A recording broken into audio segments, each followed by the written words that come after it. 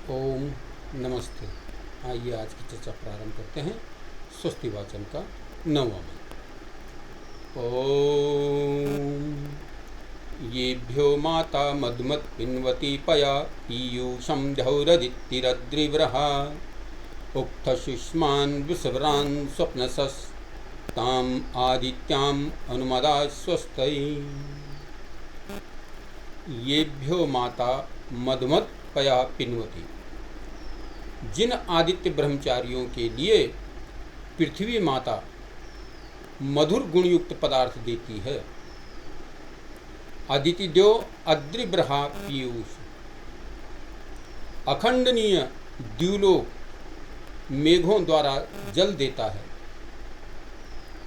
उक्त सुष्मान वृषवरान स्वप्न का आदित्य स्वस्तये अनुमदा।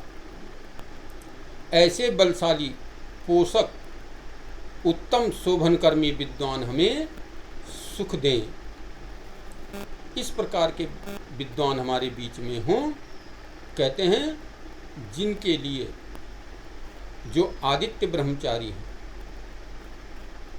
उनके लिए क्या है, पृथ्वी माता गुणयुक्त पदार्थ, मधुर और गुणयुक्त पदार्थ देती है। क्योंकि जो आदित्य ब्रह्मचारी बन जाता है वो अपने जीवन को सफल और श्रेष्ठ कर लेता है, चारों वेदों का ज्ञाता बन जाता है और अपने जीवन को उन्नतमय बनाता है। तो पृथ्वी माता भी क्या है, गुणयुक्त मधुर गुणयुक्त पदार्थ उसको देती है। यानी वो पृथ्वी माता की शरण में आ करके अपने जीवन को सफल और श्रेष्ठ बनाता है। ऐसे ब्रह्मचारी कहते हैं हमारे बीच में हो। अखंडनीय द्युलोक, जो जिसका खंडन नहीं किया जा सकता, जिसको काटा नहीं जा सकता, जिसको तोड़ा नहीं जा सकता, जिसको मरोड़ा नहीं जा सकता, द्युलोक, ऐसा अखंडनीय ब्रह्म द्युलोक जो है वो मेघों के द्वारा, बादलों के द्वारा जल की वृष्टि करता है, उत्तम जल की वृष्टि करता है। और उससे क्या होता है, हम सुखी होते हैं, सार्थक होते हैं। तो कहते हैं ऐसे बलशाली पोषक जिस प्रकार से क्या द्युलोक मेघों को खींच करके जो है जल बरसाता है, और आदित्य ब्रह्मचारी अपने जीवन को सफल और श्रेष्ठ बना लेता है। पृथ्वी माता उनके लिए मधुर मधुर गुणयुक्त पदार्थों का सेवन कराती है। ऐसे ब्रह्मचारी, ऐसे विद्वान लोग हमारे मध्य में हों, वे हमारा जो है कल्याण करें, हमें सुख प्राप्त कराएं। जब तक हमारे मध्य में इस प्रकार के विद्वान रहते हैं, वेदों के ज्ञाता रहते हैं हमारे इर्द गिर्द, तो फिर हम किसी भी प्रकार की बुराई से बच जाते हैं। और यदि विद्वता हमारे बीच में नहीं है, हमारे अड़ोस पड़ोस में, हमारे संग में, हमारे साथ में कोई विद्वान नहीं है, धार्मिक नहीं है, तो फिर जीवन बेकार होता चला जाता है, निरर्थक होता चला जाता है। इसलिए जीवन की सार्थकता तभी है कि जब हम उत्तम विद्वानों के संग में रहें।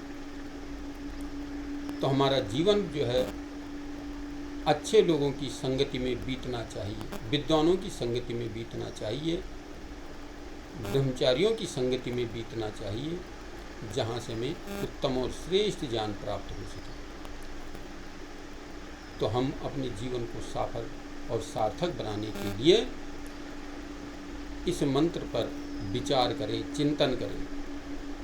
देखिए, ऋषि दयानंद ने बड़े विचार करके इन मंत्रों का चयन करके एक हमें यज्ञ के लिए प्रेरित किया है कि इनके द्वारा आप जो है यज्ञ में भाग लें और यज्ञ करें, और इन मंत्रों पर चिंतन करें, विचार करें।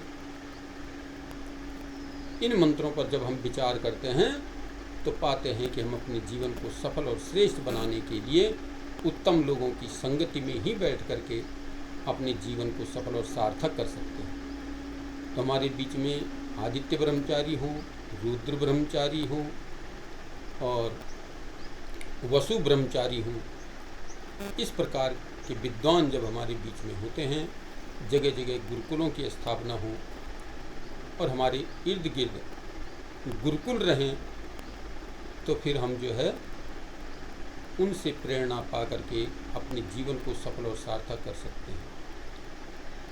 अन्यथा जो है जीवन ही निरर्थक और बेकार हो जाता है। तो इन मंत्रों पर हम विचार करें, एक एक मंत्र पर यदि हम विचार करते हैं और चिंतन करते हैं तो पाते हैं कि हमें अपने जीवन को सफल और श्रेष्ठ बनाने के लिए उत्तम